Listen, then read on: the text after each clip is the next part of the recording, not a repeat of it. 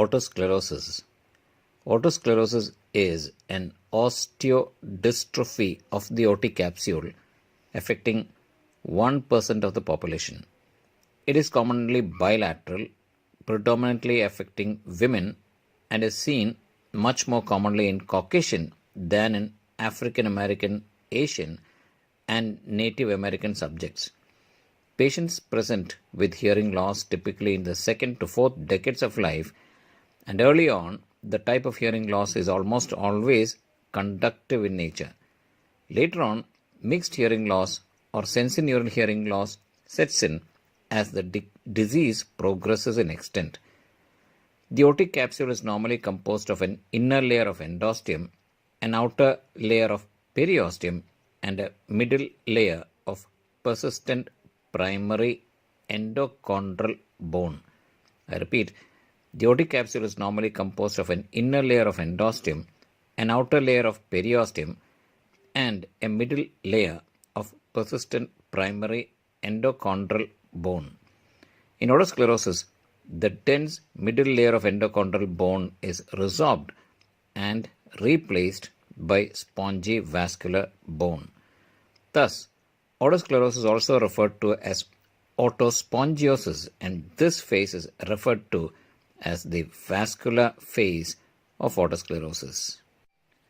As the disease progresses or becomes inactive, the spongy areas recalcify, becoming less vascular and more sclerotic.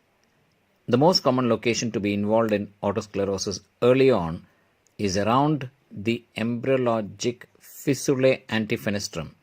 Now, this is a thin fold of embryonic cartilage and connective tissue in a small cleft just anterior to the oval window. When the disease is limited to this area near the oval window, it is referred to as fenestral otosclerosis. The abnormal bone impinges on the nearby stapes footplate, resulting in mechanical fixation of the stapes footplate within the oval window, thereby causing conductive hearing loss. The round window is another favored site and may be involved as well. As the disease progresses, the remainder of the bony labyrinth becomes involved more extensively, resulting in what is called retrofenestral otosclerosis, including around the cochlea. In addition to conductive loss, these patients have sensorineural loss thought to result from damaging metabolic substances, toxins, or proteolytic enzymes diffusing into the cochlear fluid. These enzymes diffusing into the cochlear fluid causes hyalinization of the spiral ligament. Some patients have vestibular symptoms such as unsteadiness and vertigo. Retrofenestral otosclerosis rarely occurs without fenestral involvement, and most patients never have isolated sensorineural hearing loss. What do we mean by fenestral otosclerosis? In here, the characteristic clinical findings of fenestral otosclerosis are progressive conducting hearing loss up to 50 to 60 decibels, absent stapedal reflexes, a normal tympanic membrane, and absence of middle ear inflammation. Imaging is helpful for confirming the diagnosis, determining the extent of oval window involvement, assessing for retrofenestral component, and excluding clinical mimickers such as superior semicircular canal dehiscence. High spatial resolution CT of the temporal bone with multi-detector unit with sub-millimeter sections and multiplanar reformats is the examination of choice for evaluation of otosclerosis. In fenestral otosclerosis, there is focal demineralization in the region of the fissula antifenestrum, which can range from tiny, subtle, and hazy to prominent and well-defined.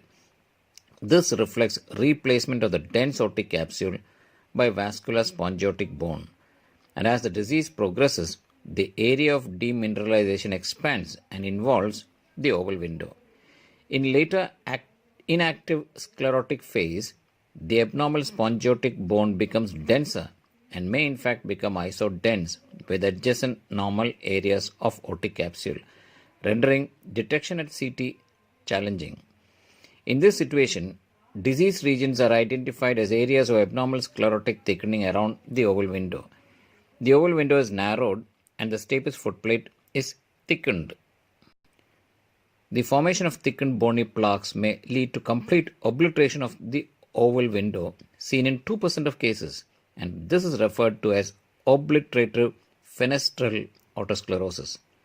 Retrofenestral locations, that is beyond and behind the region of the oval window, should be examined for signs of involvement as well, and this may alter clinical management.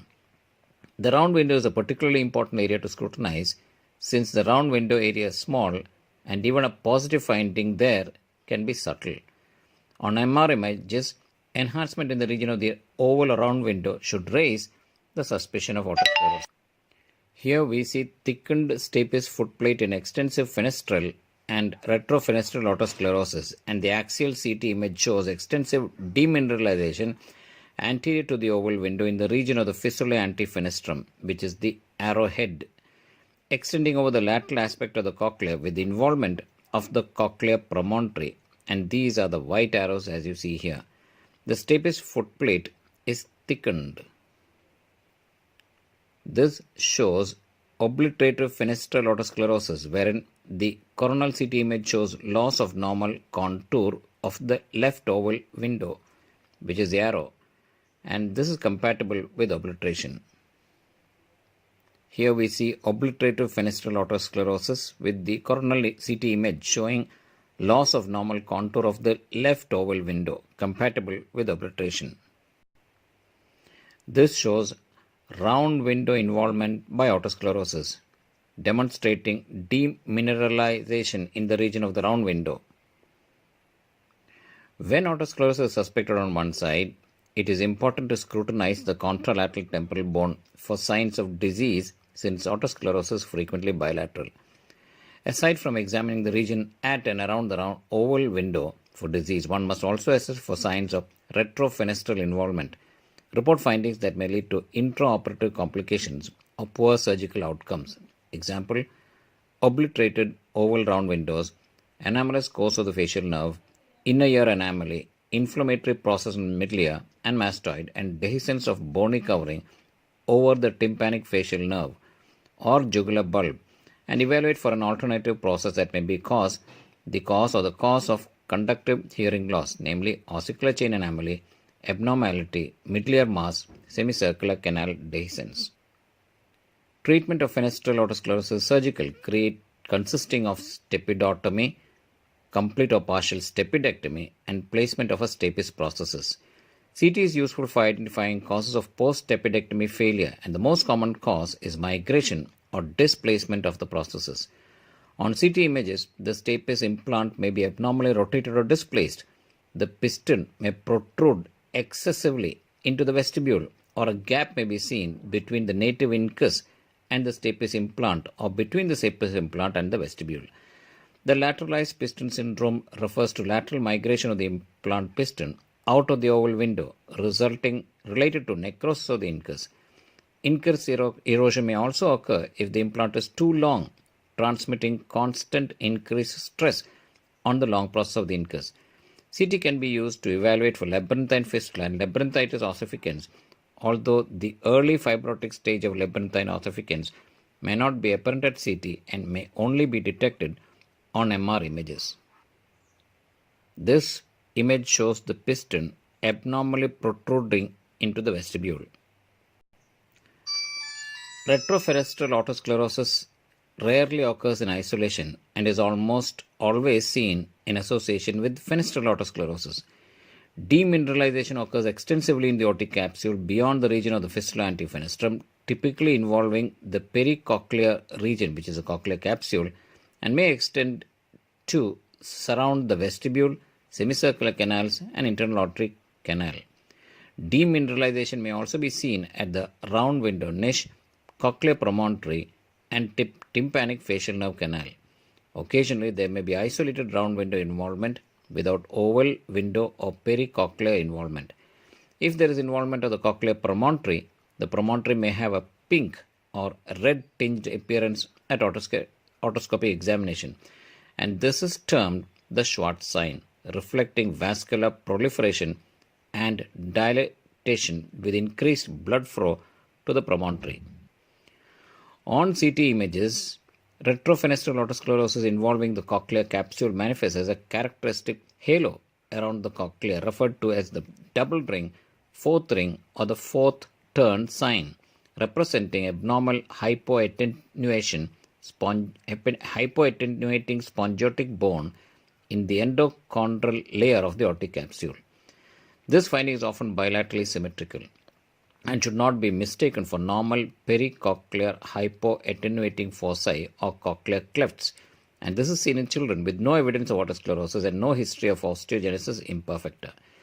There are various theories as to what the cochlear cleft represents, but it is widely believed to be related to normal variant development of the aortic capsule, since the finding is highly prevalent among infants and children younger than 3 years.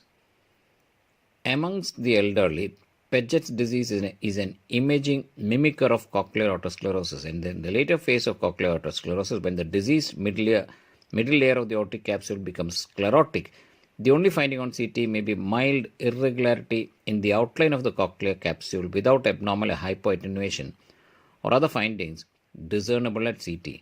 Knowledge of the patient's clinical history is thus crucial to the radiologist to help avoid a false negative interpretation. This is a picture showing cochlear otosclerosis in a 44-year-old man, where the axial CT image demonstrates a characteristic hypoattenuating halo around the cochlea.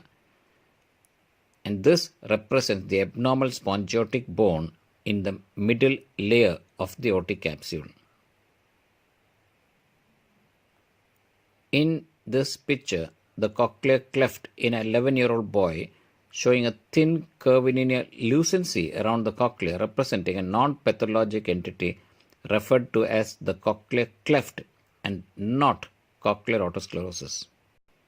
This shows the late phase of cochlear otosclerosis in a 54-year-old man, where the axial CT image shows thickened sclerotic bone in the basal turn of the cochlea, and that is the black arrow, representing the sclerotic phase of otosclerosis. In this patient, there are still demineralized areas in the aortic capsule which is visible, and this is the white arrow.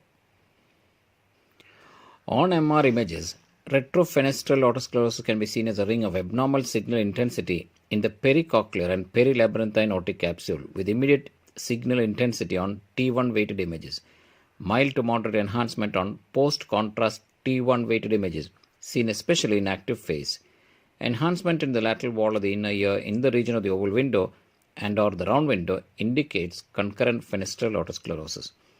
Treatment for retrofenestral otosclerosis is usually medical, with the use of fluorides or chelating agents to limit the growth of active otosclerotic foci and promote remineralization of the otosclerotic plaques.